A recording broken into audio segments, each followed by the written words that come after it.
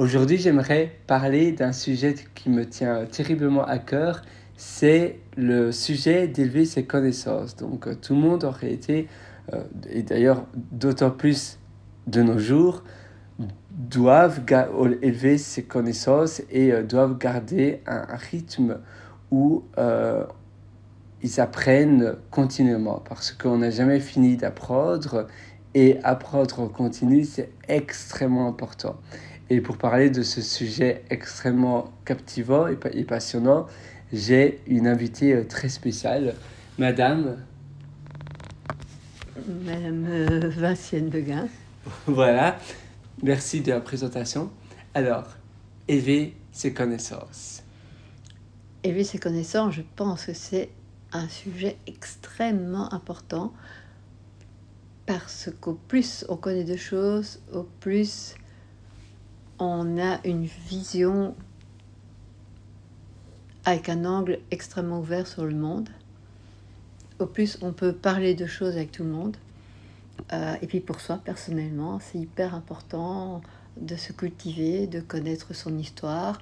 Ça peut être en géographie, ça peut être en français, ça peut être connaître des langues, ça peut être dans tous les domaines. On n'a jamais terminé d'apprendre. Non, je ne pourrais pas. Faire travailler son cerveau, c'est très bon pour la santé aussi. Oui, je suis que d'accord avec vous sur tout ce que vous avez mentionné. Merci beaucoup pour ce petit résumé. Donc, pour vous, par exemple, qu'est-ce que vous faites au quotidien? Déjà, je lis le journal tous les jours. Il y a les rubriques politiques, mais il y a aussi des articles plus littéraires. Et puis, il faut lire aussi. Je lis des romans historiques. Je m'intéresse à tout ce qui est géographie, tout ce qui est sur le monde. Donc, voir des émissions à télévision qui parlent de pays, apprendre toujours d'autres cultures, c'est très intéressant aussi. Je vais voir des expositions, je suis des cours d'histoire de l'art. Donc finalement, toujours être en alerte et voilà, à chercher ou apprendre ce que vous voulez apprendre. Voilà, être l'esprit en éveil. L'esprit en éveil. Et donc pour cultiver cela, comme vous l'avez mentionné, lire, faire des recherches, ça peut être aller au musée, aussi, qui peut être faire des recherches. Si on préfère le numérique, on peut aussi faire des recherches sur le PC, mais rien ne vaut les livres ou une bonne exposition. Oui, surtout les livres, ce qui est bien, c'est un format qui est concis, qui est bien structuré, contrairement à un article que l'on peut lire. C'est un petit résumé, et un livre, ça va vraiment en profondeur. On sait que l'information est fiable, et ça va du début à la fin. Comme je le disais, c'est bien structuré par chapitre. Donc c'est vrai que le format livre... C'est toujours intéressant. Et on peut facilement aller le reconsulter. On peut mettre des post-it aux pages dont on veut retenir telle ou telle rubrique ou tel article.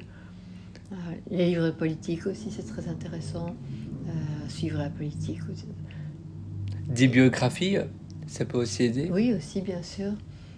Ça peut être intéressant de voir les avis des autres personnes et de se faire son esprit critique. Oui, les connaissances, ça permet aussi d'avoir un esprit critique vis-à-vis du monde extérieur. Et d'avoir son avis personnel et d'avoir un meilleur jugement. Donc, ça aide à se forger... ta personnalité. Oui, une opinion, une personnalité. Parce que au plus on sait des choses, au plus on est apte en parler. Au plus on peut en parler, mais aussi on est davantage apte à donner sa propre opinion. Voilà. Et je pense aussi qu'il y a des personnes qui se cantonnent à un seul sujet. C'est très bien, mais il ne faut pas rester sur un seul sujet. Il faut aussi s'étendre sur la culture générale, sur d'autres sujets, même si c'est les survoler, mais au moins les connaître. Et les encyclopédies, vous pensez que c'est une bonne chose, ou bien ça peut être un peu trop aride, ou bien ça parle pas suffisamment? Ça peut être trop aride, oui. Ouais, il faut faire des résumés. Ou une chose, si vous voulez connaître beaucoup de choses et connaître le résumé qui vous permettra de retenir les choses les plus importantes, lisez des livres pour enfants ou pour adolescents. Parce que si vous prenez une encyclopédie, vous allez vite être saturé et vous ne retiendrez quasiment rien. Qu'un livre pour enfants, vous avez ce qui vous permet de retenir les choses essentielles. D'accord, donc en réalité, oui, d'ailleurs, en effet, souvent les livres pour enfants, ça donne aussi beaucoup plus envie de lire. Et les livres pour enfants, c'est plus simple à digérer quand on lit. Quand on ne veut pas approfondir le sujet, mais qu'on veut quand même connaître beaucoup de sujets. Par exemple, un livre sur les étoiles, enfin l'astrologie. Si vous prenez un livre pour adultes ou un livre pour enfants, le livre pour enfants vous permettra de connaître suffisamment le sujet. Après, vous pouvez approfondir si vous voulez. Et l'autre livre pour adultes sera vite trop aride et vous ne le lirez jamais. Ce sera peut-être un très beau livre avec des textes très arides. Vous allez lire quelques phrases et puis vous arrêterez. Et de toute manière, si on ne comprend rien, même si on le lit en entier, mais que l'on ne comprend pas ce qui est écrit parce que c'est trop pointu, trop avancé. Alors mieux vaut régresser, si on peut dire, et regarder des livres plus simples. Oui, livre pour enfants sur un sujet bien précis. Et ainsi, on peut déjà avoir une bonne idée du base sujet. Qui permet quand même de discuter avec d'autres personnes ou d'avoir quand même déjà une connaissance. Et des cours ou bien des ateliers avec d'autres personnes, est-ce que ça peut aider? Par exemple, je voudrais apprendre le dessin ou la calligraphie ou quelque chose de similaire.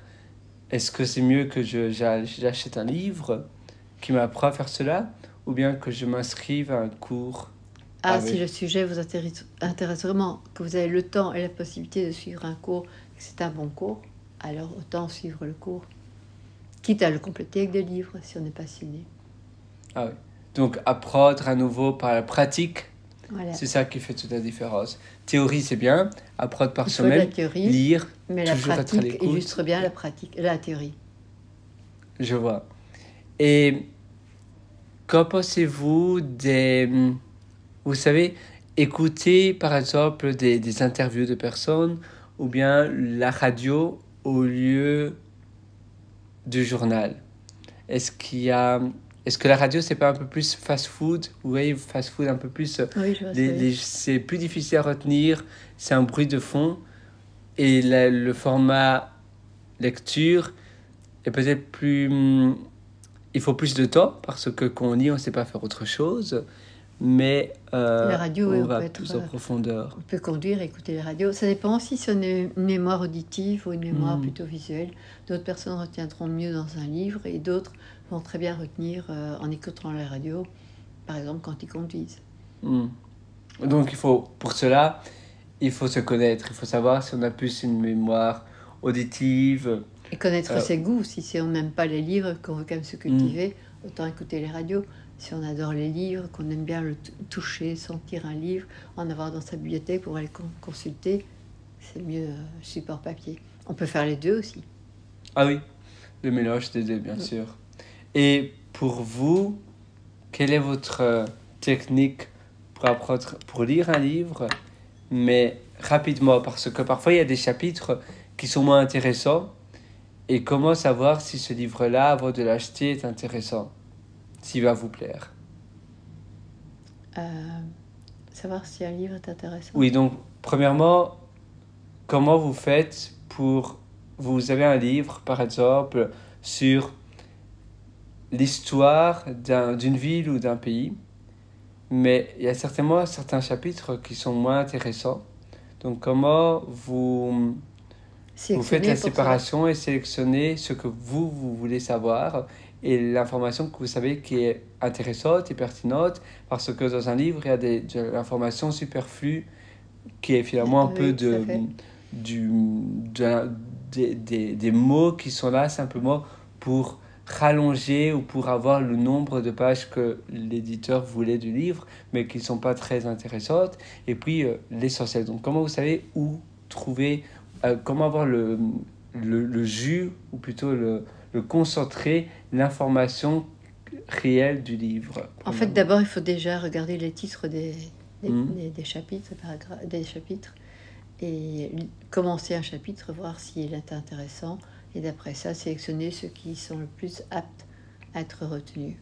Donc d'abord scanner un peu le livre, regarder les chapitres sur la table des matières, et puis après aller par chapitre et voir exactement ceux qui ce que intéressent vous le devez... plus, voir si vraiment ça justifie le fait de les approfondir. Je vois. Et ma deuxième question, comment vous faites pour acheter un bon livre? Ah, ça, comment en le fait, savoir? moi, c'est très intuitif chez moi.